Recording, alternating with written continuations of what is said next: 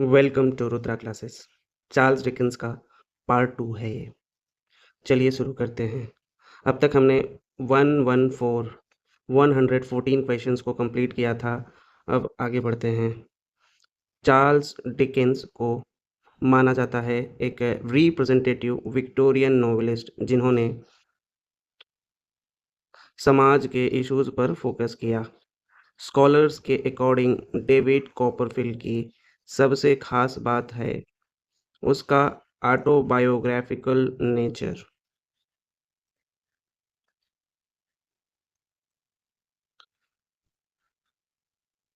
Love is not a feeling to pass away, like the balmy breath of a summer day। ये lines ली गई हैं Lucy song से। ठीक। In love of home, the love of country has its rise।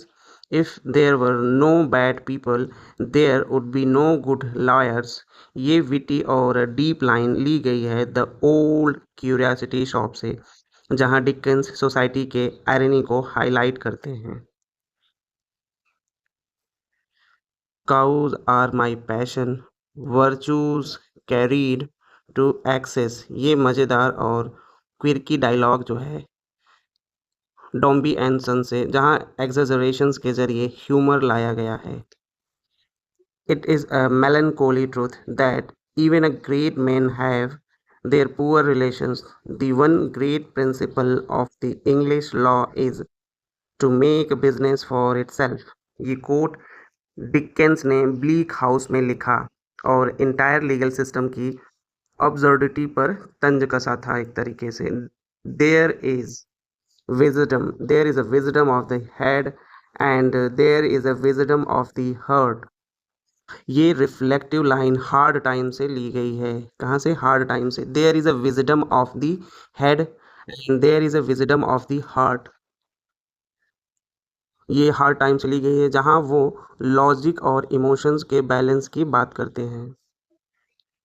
I am the only child of parents who weighed, measured and prized everything, for whom what could not be weighed, measured and prized had no existence। once a gentleman and always a gentleman।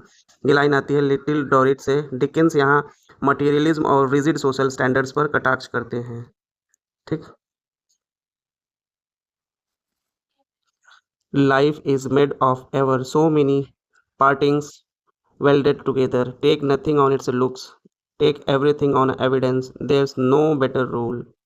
ये deep life lesson वाली line ली गई है Dickens की great expectation से, यानी appearances पे भरोसा मत करो, सिर्फ एविडेंस मैटर करता है। ठीक। Life is made of ever so many partings welded together, take nothing on its looks, takes everything on evidence, there is no better rule. ठीक। There is no contemporary English writer whose works are read so generally through the whole house, who can give pleasure to the servant as well as to the mistress, to the children as well as to the master। ये high praise Walter बैगॉट ने दी थी Dickens को। वो कहते थे कि Dickens की writing हर level के रीडर्स को कनेक्ट करती है। Dickens is a greatest when most personal and lyrical, and he is most lyrical when he puts himself in a child's place and sees with a child's eyes। In the center of his best story sits a little human figure, dreaming, watching life as it might watch the faces in the fire। ये बेहद poetic tribute Robert बैचनन ने दिया था। वो कहते थे कि Dickens की सबसे टचिंग राइटिंग तब होती है जब वो बच्चा बनकर दुनिया को देखता है। ठीक। कौन? Dickens. Dickens is Dickens is greatest when the most personal and lyrical, and he is most lyrical when he puts himself in child place and see with a child's eyes। In the center of his best story sits a little human figure, dreaming, watching life as it might watch the faces of in the fire। ये poetic tribute Robert बॉचनन ने दिया था। वो कहते थे कि Dickens की touching writing तब होती है जब बच्चा बनकर वो दुनिया को देखते हैं। नाम आप देख लीजिएगा। Of all the Victorian novelist he was probably the most antagonistic to the Victorian age is itself. ये बोल्ड ऑब्जर्वेशन जो है एडमंड विल्सन ने की। वो कहते थे कि डिकेंस खुद अपने टाइम के हाइपोक्रिटिकल विक्टोरियन वैल्यूज के खिलाफ थे। Of all the Victorian novelist he was probably the most antagonistic to the Victorian age itself. ये बोल्ड ऑब्जर्वेशन एडमंड विल्सन की है। वो कहते थे कि डिकेंस खुद अपने टाइम के हाइपोक्रिटिकल विक्टोरियन वैल्यूज के खिलाफ थे।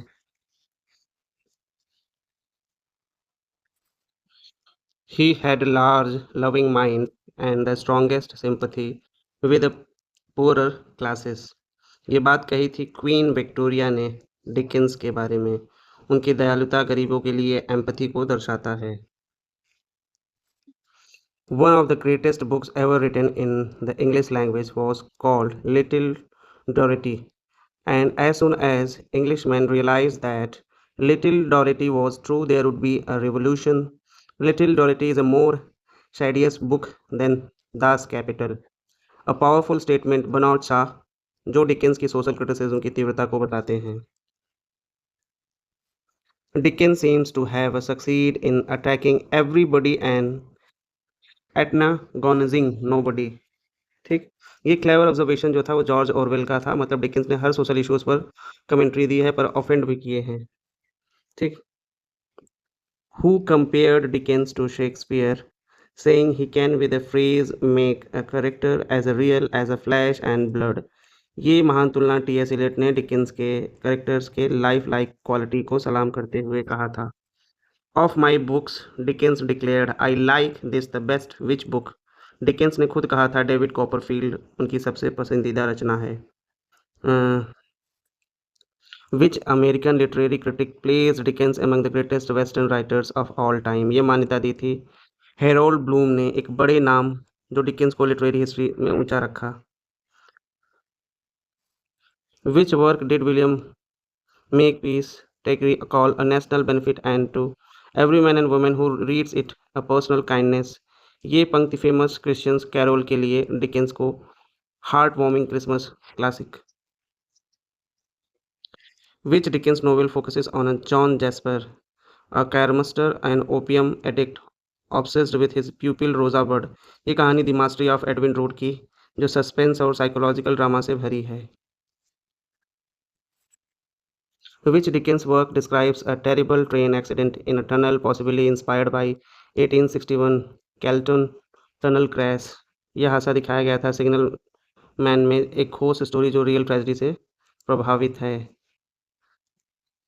डिकेंस का वो नोवेल जो लंदन और पेरिस में 1757 से 1794 तक की कहानी बताता है वह है a tale of two cities. ठीक। डिकेंस का वो नोवेल जो लंदन और पेरिस की 1757 से 1794 तक की कहानी बताता है a tale of two cities. Office of circumlocution bleak house में जो लंबी कानूनी प्रक्रिया की आलोचना करता है। ठीक। It was the best of times it was the worst of times line शुरू होती है डिकेंस की novel a tale of two cities.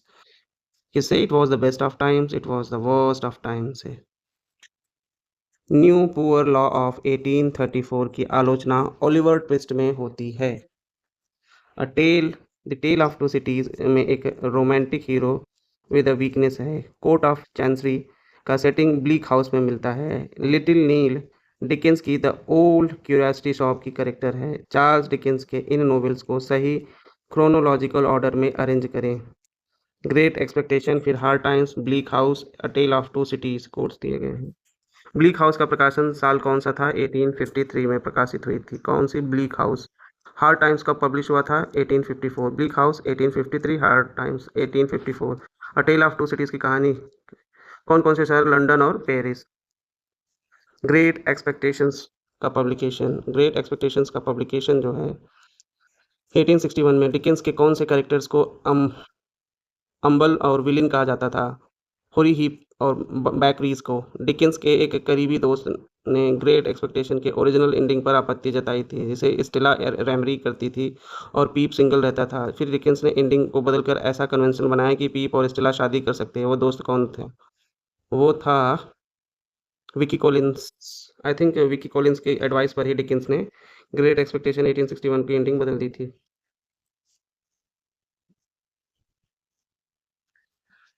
डॉम्बी son symbol train था। Return of the native symbol health. Bleak house symbol fog. Tess of d uh Urbervilles symbol of mist था। Dickens का कौन सा novel उनके अमेरिका के visit से inspired है? जब डिकेंस अमेरिका गए थे तो वहाँ की स्लेवरी का दिखावा, मोरल करप्शन देखकर बहुत परेशान हुए। इस एक्सपीरियंसेस का असर उनके नोवेल मार्टिन क्यूजलविट में साफ दिखता है, जिसमें उन्होंने अमेरिकन सोसाइटी का मजाक उड़ाया है। डिकेंस के नॉवेल्स के बारे में कौन-सी बात सही नहीं मानी जाती? ऐसा कहना है कि नॉवेल्स के प्लॉट्स बहुत ही टाइट और फाइनली स्ट्रक्चर्ड होते हैं, पूरी तरह से नहीं। दरअसल उनके नॉवेल सीरियल फॉर्म में छपते थे, इसलिए कई बार उनमें लूज़ली कनेक्टेड एपिसोड्स देखने को मिलते हैं। समथिंग विल टर्न अप, ये डायलॉग किस कैरेक्टर से जुड़ा है? डेविड कॉपरफील्ड में विकिन्स मैकबर्ग एक ऐसा इंसान जो हर बुरे हालात में पॉजिटिविटी बनाए रखता है। वो हमेशा मानता है कि कोई न कोई हल निकलेगा। Something will turn up. ठीक, डेविड कॉपरफील्ड में ये कैरेक्टर था विकिन्स मैकबर्ग। सिसी जुइप किस नॉवेल की कैरेक्टर है? हार्ड टाइम्स में सिसी जुइप एक सर्कस गर्ल है जो fact based mechanical education system के बीच इमेजिनेशन और ह्यूमन इमोशंस की इंपॉर्टेंस को दिखाती है। उसका कैरेक्टर पूरे सिस्टम के खिलाफ एक सॉफ्ट रिबेलियन है। पीप का असली मददगार बेनिफैक्टर कौन था? ग्रेट एक्सपेक्टेशन में पीप शुरू में मिस हैविसम को अपना हेल्पर समझता था, लेकिन असल में वो ज़िंदगी बदलने वाला इंसान मैगविच, वही कन्विक्ट जिसे उसने बचपन से खाना दिया और वही जेल से बाहर आकर उसकी पढ़ाई लिखाई और जेंटलमैन बनने की सारी व्यवस्था करता है। डिकेंस के किस कैरेक्टर की signature line your humble servant, ये लाइन यूराहिप की है जो डेविड कॉपरफील्ड का एक चालक है और टेक नेचर्ड कैरेक्टर है। वो हर किसी की ज़रूरत से ज़्यादा नम्रता दिखाता है, हर किसी को ज़रूरत से ज़्यादा नम्रता दिखाता है, लेकिन अंदर से बिल्कुल वह कनिंग होता है। I am your humble servant sir बोलते हुए वो हमेशा अपनी चाल चलता रहता है। ठीक। डिकेंस के किस नोवेल में प्रोटोगोनिस्ट कहता है कि अ चाइल्ड टॉम जॉन्स जैसा महसूस होता है? डेविड कॉपरफील्ड डेविड अपने बचपन को याद करते हुए कहता है कि वह एक इनोसेंट हार्मलेस बच्चा है, बिल्कुल टॉम जॉन्स की तरह। ये लाइन उसकी सिंप्लिसिटी और अर्ली बॉयहुड को शो करती है। मिस हैविसम किस नोवेल को मिस्टीरियस कैरेक्टर है? मिस हैविसम हमें मिलती है ग्रेट एक्सपेक्टेशन में। वो एक अमीर और इसेंट्रिक महिला है जो अपने पुराने वेडिंग ड्रेसेस में रहती है, अपनी गोद ली हुई बेटी स्टेला को पीप से इमोशनली मैनिपुलेट करने के लिए इस्तेमाल करती है।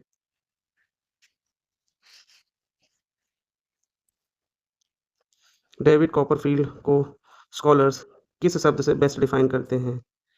इसे अक्सर वो ऑटोबायोग्राफिकल नोवेल कहा जाता है क्योंकि इसमें डिकेंस ने अपनी ज़िंदगी के कई पर्सनल एक्सपीरियंसेस जैसे बोर्डिंग स्कूल, गरीबी, राइटिंग कैरियर, फ़िक्शंस के ज़रिए एक्सप्लोर किया है। इस डिकेंस का फेवरेट चाइल्ड है ये एक तरह से। डिकेंस की ए टेल ऑफ टू सिटीज़, दो शहर, लंदन, पेरिस। इस नोवेल में फ्रेंच रिवॉल्यूशन का बैकग्राउंड और इसमें दिखाया गया है कि कैसे पेरिस की क्रांति, लंदन की शांति दोनों एक साथ चल रहे हैं और इंसानियत, बलिदान, बदलाव की एक डीप कहानी बुनी गई है। किस लेखक ने अपने उपन्यास के करीब गरीब अनाथ बच्चों को दुखद स्थिति को दिखाया? Whose novels highlight the miseries of poor orphan children? Charles Dickens ने अपने नॉवेल्स जैसे ओलिवर ट्विस्ट, डेविड कॉपरफील्ड में उन बच्चों की ज़िंदगी को दिखाया जो समाज और सिस्टम दोनों को ठुकराए होते हैं। वो बच्चे जिन्हें खाना नहीं मिलता, वो फैक्ट्रीज में काम करते हैं जिनमें कोई सुनवाई नहीं होती। डिकेंस के हास्य की सबसे अनोखी विशेषता क्या है? What is the unique quality of Dickens humour? Dickens का ह्यूमर सिर्फ फनी लाइन्स का मेल नहीं, उसमें इमोशनल डेप्थ भी होती है। वो ह्यूमर को पैथोस यानी दर्द से जोड़ता है। आप हँसते हैं लेकिन साथ ही दिल में हल्का-सा दर्द भी महसूस करते हैं, यही उनकी ख़ास अंदाज़ है। चार्ल्स डिकेंस किस साहित्यिक युग के लेखक थे? Charles Dickens belongs to which literary age? Dickens को विक्टोरियन एरा का सबसे प्रभावशाली लेखक माना जाता है। इस दौरान इंग्लैंड इंडस्ट्रियल सोशल बदलाव से गुज़र रहा था। डिकेंस ने इसी दौर को अपने फ़िक्शंस के ज़रिए दुनिया के सामने रखा। ठीक।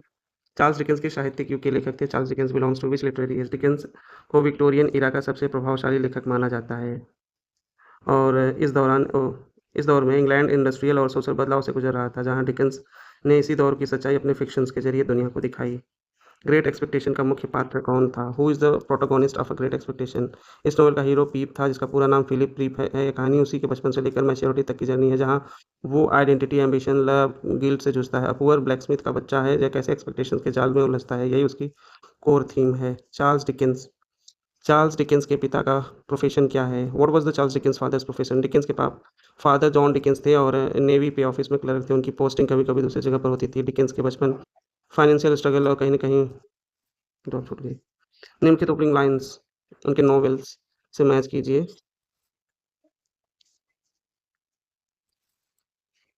हार्ड टाइम्स 1854 ये नॉवेल एजुकेशन सिस्टम्स और इंडस्ट्रियल लाइफ़ की कोल्डनेस को टारगेट करता है। इसकी ओपनिंग लाइन है facts facts facts, a tale of two cities 1859 में ये लाइन शायद है इंग्लिश लिटरेचर की सबसे आइकॉनिक ओपनिंग में से है। पेरिस लंदन की कॉन्ट्रास्टिंग सिचुएशंस को बताती है।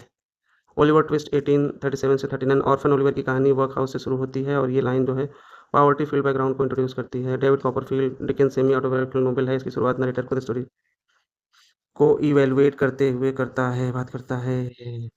डिकेंस के किस नोवेल की शुरुआत चैप्टर में न्यू पुअर लॉ 1834 की आलोचना की गई है? Which Dickens novel criticise the new poor law of 1834 in its opening chapters? ये लॉ गरीबों के लिए बना था लेकिन एक्चुअली इन्होंने उसे मिजरेबल बना दिया। डिकेंस ने इस पर सबसे पहले तीखा वार किया अपनी दूसरी नोवेल ओलिवर ट्विस्ट से 1837 से 39 स्टार्टिंग चैप्टर्स में उन्होंने वर्क हाउस सिस्टम्स की बर्बरता को एक्सपोज कर दिया।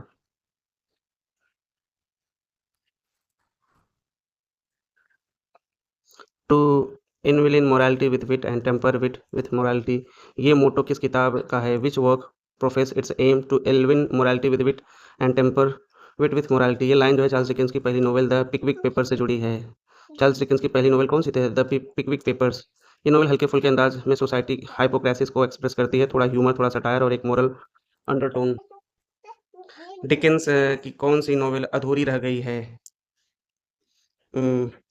The mystery of Edwin road, यह उनका आखिरी नोवेल था, the mystery of Edwin road. लेकिन वो इसे पूरा नहीं कर पाए। 1870 में उनकी मृत्यु हो गई। आज तक इसका एंड एक रहस्यमय बना हुआ है।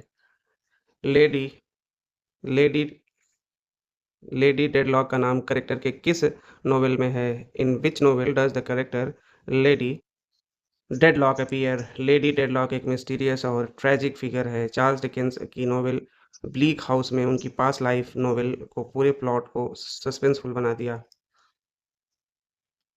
डिकेंस की ब्लीक हाउस में किस सोशल इशू को हाईलाइट किया गया? What major problem is addressed in Dickens Bleak House? इसमें दिखाया गया कि कानूनी प्रक्रिया कितनी धीमी भ्रष्ट हो सकती है। कोर्ट में सालों सालों केस चलते रहते हैं, जस्टिस मिलते मिलते जिंदगी निकल जाती है। ये सेंट्रल इशू इस नोवेल का है। चार्ल्स डिकेंस ने किस न्यूज़पेपर के लिए पार्लियामेंट्री डिबेट्स कवर की थी? For which newspaper did Charles Dickens report the parliamentary debates? Dickens ने मिरर ऑफ पार्लियामेंट के लिए रिपोर्टिंग की थी। यही उनकी राइटिंग जर्नी की शुरुआती सीढ़ी थी। यहाँ उनके ऑब्जर्वेशन स्किल्स और सटायर शार्पन हुए थे।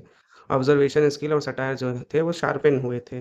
चार्ल्स डिकेंस की पहली नोवेल कौन सी थी? Which was Charles Dickens first novel? Dickens की पहली नोवेल थी द पिकविक पेपर्स, जो 1836 से 37 में सीरियल फॉर्म में पब्लिश हुई थी। इसने डिकेंस को इंस्टेंट फेम और सफलता दिलाई। ये नोवेल एक एडिटर के सजेशंस पर लिखी गई थी, सीरियल पब्लिकेशन के लिए थी। A tale of two cities किस क्रांति पर आधारित है? Which revolution dominates a tale of two cities? Novel French revolution के टाइम पीरियड में सेट है। डिकेंस ने हिस्टोरिकल डिटेल्स में थोड़ी सी केयरलेसनेस दिखाई है, पर उस डरावनी एटमॉस्फेयर को बहुत ही इफेक्टिव कैप्चर किया है। इनमें से कौन सी किताब डिकेंस की नहीं है? Which of the following not Dickens old Fortune Dickens की किताब नहीं है, ये थॉमस डेकर की है। मतलब आप जानते रहिए कि ओल्ड फॉर्च्यून जो है थॉमस डेकर की क्रिएशन है। हम्म। ओलिवर ट्विस्ट की पेयरिंग गलत है। चार्ल्स डिकेंस के किस किताब में मिस प्रोज नाम की कैरेक्टर मिलती है? In which Dickens novel do we find the character Miss Pross? Miss Pross जो थी Dickens novel a tale of two cities की कैरेक्टर थी। ठीक, मिस प्रोज जो थी वो a tale of two cities की कैरेक्टर है। लूसी मैनेट की लॉयल और नॉनसेंस गवर्नेंस है। डिकेंस की आखिरी लिखी गई किताब the uncommercial traveller. What was the last book written Charles Dickens? The uncommercial traveller. कौन सा मशहूर इंग्लिश राइटर बॉज के नाम से मॉर्निंग क्रॉनिकल के लिए लिखता है? Which well known English writer wrote for the morning chronicle under the pseudonym Boz? ये चार्ल्स डिकेंस है। बॉज नाम उन्होंने अपने छोटे भाई ऑगस्टस के निकनेम से लिया था। उनका पहला स्केच जो है mister means and his cousins भी है, इसी नाम से प्रकाशित हुआ था, जो बाद में उनकी पहली किताब बनी स्केचेस बाई बॉज का हिस्सा बन गई।